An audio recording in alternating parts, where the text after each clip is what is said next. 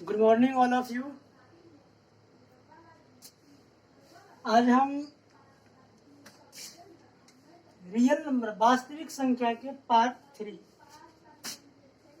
2 part तक बना चुके हैं। आप लोगों को बता चुके हैं। इससे पिछले पार्ट में क्या बतलाए थे, यूक्लिड विभाजन एल्गोरिथम क्या होता है, a बराबर बी क्यू प्लस आर का मान क्या होता है, 0 से बड़ा या बराबर लेकिन b से छोटा।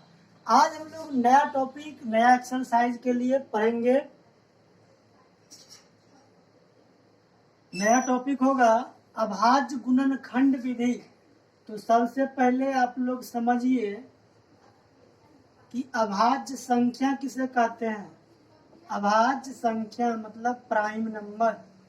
तो आप लोग इस बात को लिखिए क्योंकि उसमें आया है नाम अभाज्य गुणनखंड विधि।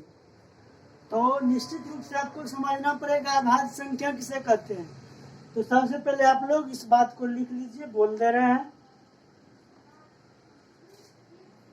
अभाज्य संख्या वैसी संख्या जो स्वयं से और एक से कटता है यानी विभाजित होता है, दूसरा किसी भी संख्या से नहीं कटता है, उसे अभाज्य संख्या कहते हैं यानी प्राइम नंबर कहते हैं। फिर से सुन लीजिए, अभाज्य संख्या वैसी संख्या या वह संख्या जो एक से, तो एक से तो दुनिया की सारी संख्या कटेगा, इसीलिए एक को इसमें शामिल किया गया, और खुद से कटता है उसे हम अभाज्य संख्या कहते हैं। वैसी संख्या जो एक से और खुद से कटता है उसे हम अभाज्य संख्या कहते हैं। दूसरा किसी भी संख्या से कटना नहीं चाहिए। तो समझ लीजिए जैसे 2। अच्छा, इससे एक ऑब्जेक्टिव आपको और बन सकता है।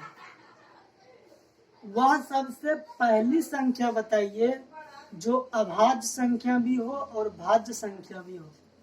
तो 2 होता है। क्लियर?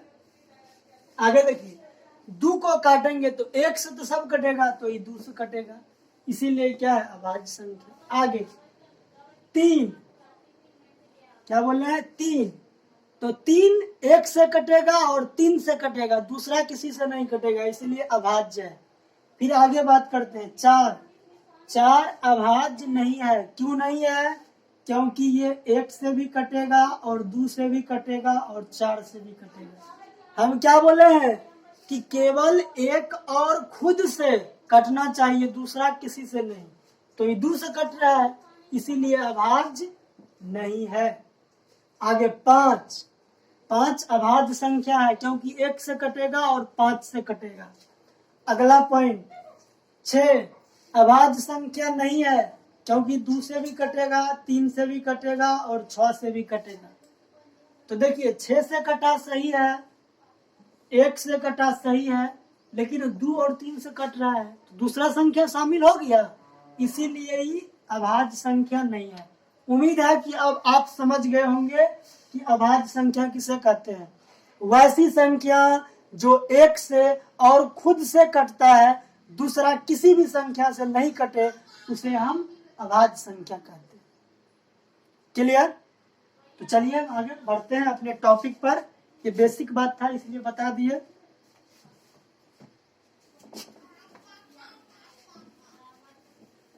अब देखिए, अब आज आप लोगों को टाइप 2 पढ़ना है।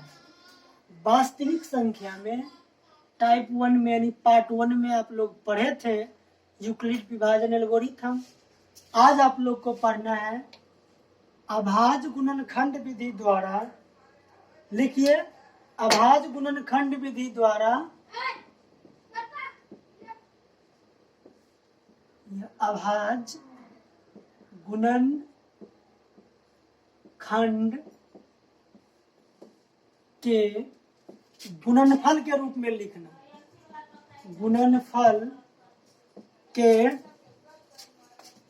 रूप में लिखना। आज मेरा ये टॉपिक होगा कि किसी भी संख्या को अभाज्य गुणनखंड के गुणनफल के रूप में कैसे लिखते हैं। इसे भी आपको एग्जाम में क्वेश्चन पूछता है। अभाज्य का मतलब आपको क्लियर हो गया कि वैसी संख्या जो एक से और खुद से कटे। गुणनखंड मतलब होता है गुणा के रूप में तोड़ना। गुणनखंड मतलब गुणा के रूप में तोड़ना के गुणनफल के रूप में लिखना। गुणनफल मतलब कि एक जगह मिलाकर, ठीक है। उससे गुणनफल का भी मतलब होता है गुना, ठीक है। तो जैसे हम आपको एक क्वेश्चन देते हैं, जैसे आपको बोले कि 84 को अभाज्य गुणनखंड के गुणनफल के रूप में लिखे। आगे आप लोग क्वेश्चन ऐड कर लीजिएगा। 84 को अभाज्य गुणनखंड के गुणनफल के रूप में लिखे, तो कैसे लिखना है देख लीजिए। पहले 84 का एलसीएम निकालेंगे।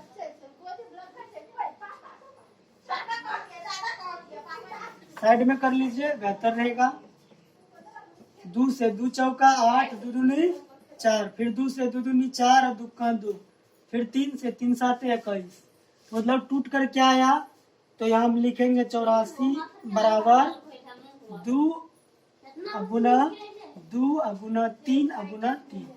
लेकिन ये अभाज्य गुणनखंड के गुणनफल के रूप में नहीं है। अगर इस तरह से आप लिखिएगा तो एग्जाम में आंसर गलत हो जाए।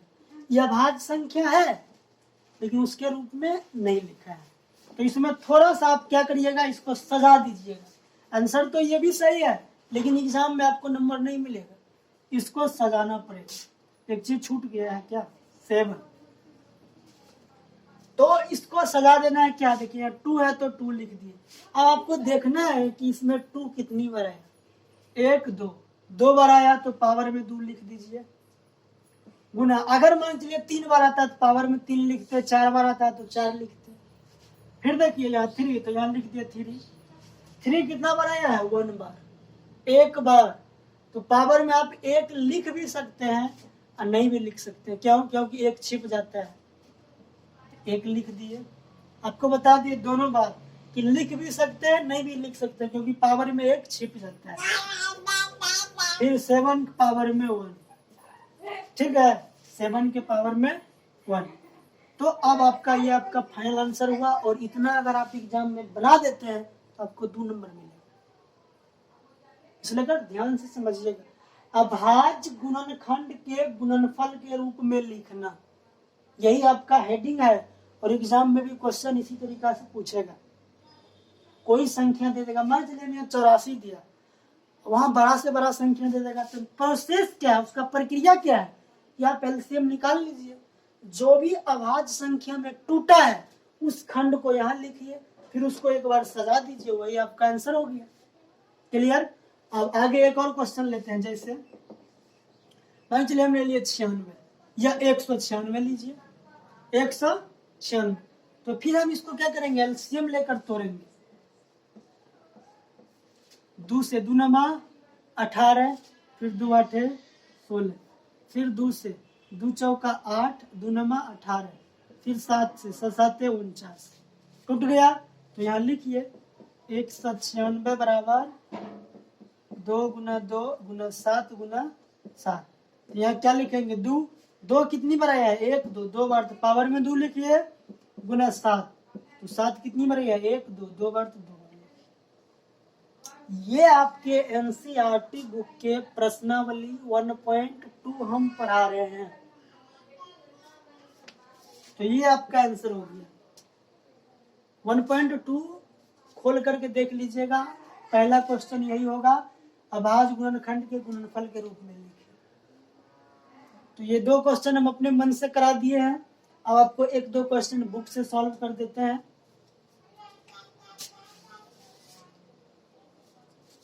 फटाफट लिखिए आप लोग।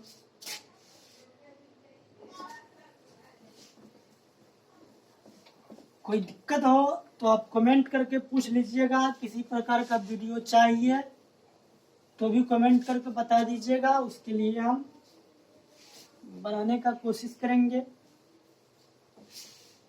बस आप लोग मेरे लिए इतना ही कीजिए। देखिए बिल्कुल आप लोगों को फ्री में पूरा 10th क्लास के मैथ का सिलेबस मिलेगा। YouTube पर पांडव सर सर्च कीजिएगा। अभी तो स्टार्ट किए, 2-3 चैप्टर अपलोड कर दिए हैं। त्रिकोणमिति 8वां चैप्टर है, उसके बाद निर्देशांक ज्यामिति कोऑर्डिनेट ज्योमेट्री 7वां चैप्टर है, और ये तीसरा चैप्टर हम रियल नंबर फर्स्ट चैप्टर आपके बुक का पढ़ा रहे हैं। आप लोग को फ्री में पूरा मैथ पढ़ाएंगे। बस आप लोग अगर गुरु दक्षिणा देना चाहते हैं तो प्लीज आप लोग हमारे वीडियो को शेयर अधिक से अधिक करें ताकि अधिक से अधिक लोगों तक पहुंचे, और कमेंट करके सवाल पूछते रहें। ये जो भी आपको दिक्कत लग रहा है वो बताते रहें।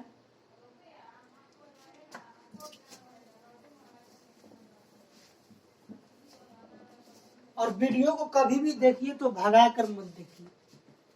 चलिए हम आगे प्रश्नावली 1.2 का 2 क्वेश्चन सॉल्व कर देते हैं। प्रश्नावली 1.2 का पहला क्वेश्चन और दूसरा क्वेश्चन। पहला का 1 नंबर।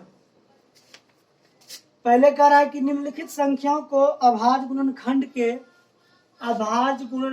के गुणनफल के रूप में लिखे या व्यक्त करें। लिखे या व्यक्त करें। तो पहला क्वेश्चन है 140। तो देखिए यहाँ 140 लिखे। क्या तरीका है, इसको बगल में एलसीएम लीजिए। 2 7 14, फिर 2 से लगाएंगे 2 तिया 6 2 5 10। देखिए ये सब कैसे हो रहा है। अगर आपको समझ में नहीं आ रहा है ना तो आप YouTube पर पांडव सर सर्च कीजिए, प्ले लिस्ट में जाइए, वहां बिल्कुल जोड़ घटा गुना भाग एलसीएम भिन्न का जोड़ भिन्न का घटाओ भिन्न का गुना भिन्न का भाग अलजेब्रा का जोड़ अलजेब्रा का घटाओ अलजेब्रा का गुना अलजेब्रा का भाग, यानी हर बेसिक बात को पूरा डिटेल में बताए हैं, समझाए हैं और सिखाए हैं। एक एक वीडियो में एक टॉपिक को कंप्लीट किए हैं। इसलिए अगर आपको जरा सा भी समझने में दिक्कत हो रहा है तो प्लीज आप विजिट कीजिए पांडव सर के चैनल पर, प्लेलिस्ट में जाके ओपन कीजिए और हर वीडियो को देखिए और समझने का कोशिश कीजिए। चलिए 140 का एलसीएम यहाँ 5 से लगेगा 5 7 35। तो किसमें टूटा, हम यहाँ क्या लिखेंगे 140 बराबर 2 गुना 2 गुना 5 गुना 7। तो क्या प्रक्रिया है, अब इसको सजाना है। आंसर तो मेरा यही हो गया, ये अभाज्य गुणनखंड के रूप में टूट गया, क्योंकि 2 1 से कटेगा और 2 से कटेगा मतलब अभाज्य संख्या। 2 1 से कटेगा और 2 से कटेगा मतलब अभाज्य संख्या।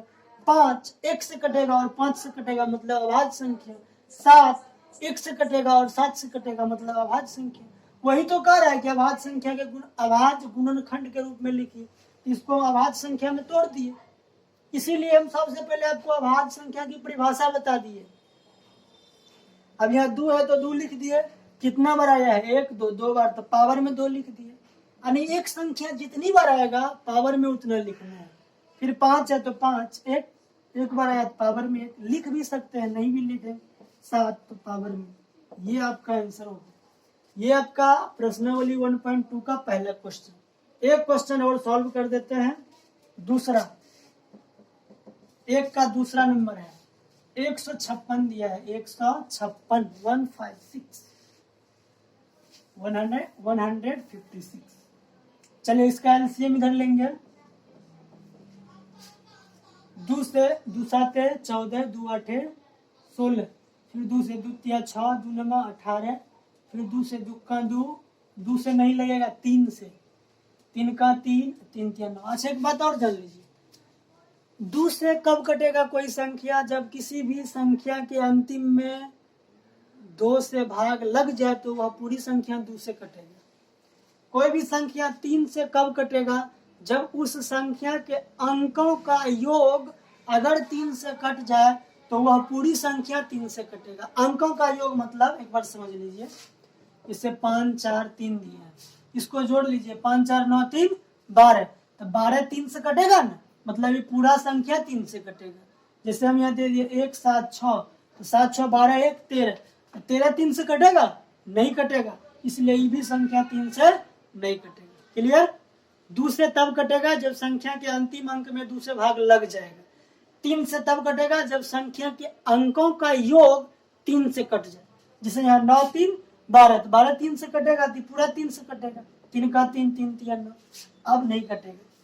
तो हम यहाँ क्या लिखेंगे 156 बराबर 2 गुना 2 गुना 3 गुना 3 गुना 13। अब हम इसको क्या लिखेंगे 2, तो 2 कितनी बार आया 1 2 2 बार, तो पावर में 2 लिख दिए, गुना 3 कितनी बार 1 बार, गुना 13 1 बार। ये आपका कंप्लीट आंसर होगा। इतना बनाएंगे और हम लोगों को एग्जाम में 2 मार्क्स मिलेगा। उम्मीद है कि आप लोगों को हम समझा पा रहे हैं और आप लोग भी समझ पा रहे हैं। प्लीज यदि आप लोगों को जरा सा भी अच्छा लग रहा है मेरा वीडियो, ये तो मेरा विश्वास है कि अच्छा लग रहा होगा, समझ में भी आ रहा होगा, तो आप लोग हमें कमेंट करके जरूर बताइए कि आपको हमारा समझाने का तरीका कैसा लग रहा है। आगे हम आपके लिए इसी तरह का वीडियो बनाते रहे, इसलिए आप लोग हमें कमेंट करके बताते रहिए और अपने दोस्तों से वीडियो को शेयर कीजिए, चैनल को सब्सक्राइब कीजिए। जो भी आपको मैथ से जुड़ी समस्या है उसको कमेंट बॉक्स में डालिए और मेरे पास सेंड कीजिए, हम उसका रिप्लाई देंगे, क्योंकि हम आप लोगों के लिए मेहनत कर रहे हैं। तो आप लोग गुरु दक्षिणा के रूप में केवल इतना कीजिए कि वीडियो को शेयर कम से कम तो 10 लोगों को, एक स्टूडेंट 10 लोगों को जरूर शेयर कीजिए। अब वो 10 लोग अगर 10 लोगों को शेयर कर दे तो समझिए चैनल ग्रो होगा और हमको भी पढ़ाने में मजा आएगा। आपके लिए मन से मेहनत करना शुरू करेंगे। अभी ऐसे वीडियो बना रहे हैं, फिर 2 दिन 3 दिन गैप कर दे रहे हैं, कभी कभी 10 दिन गैप कर दे रहे हैं, क्योंकि लड़का लोग कोई सवाल ही नहीं आता है। और दूसरी बात है कि जो लड़का लोग कंफ्यूजन का पॉइंट है, जो स्टूडेंट जहाँ कंफ्यूज करेगा वो मेरे क्लास में कंफ्यूजन का पॉइंट बचता ही नहीं है, क्योंकि हम हर एक पार्ट को तोड़ देते हैं, हर एक छोटी छोटी बातों को बताते हैं, इसलिए लड़का लोग सवाल नहीं पूछते हैं और ना ही हमको बधाई देते हैं कमेंट करके कि हमारा समझाने का तरीका आपको कैसा लगा, अच्छा लगा या खराब लगा, कुछ तो कमेंट करके बताइए। कमेंट करने से मेरा प्रोत्साहन बढ़ता है, इसे लेकर आप लोग प्लीज वीडियो को देखिए। अगर अच्छा लग रहा है तो कमेंट करके जरूर बताइए, ताकि हम आप लोगों के लिए आगे मेहनत करते रहो। और हम क्या बोले हैं, पूरा 10th क्लास की मैथ्स, हर एक चैप्टर, हर एक क्वेश्चन को इसी तरीका से आसानी से समझा करके, सॉल्व करके आप लोगों तक पहुंचाएंगे यूट्यूब के जरिए। लेकिन आप लोग मेरा साथ दीजिए तब तो। चलिए, thank you watching this video, bye, see you next class, next topic real number के नेक्स्ट टॉपिक पर बात करेंगे हम लोग नेक्स्ट क्लास में। Thank you watching this video.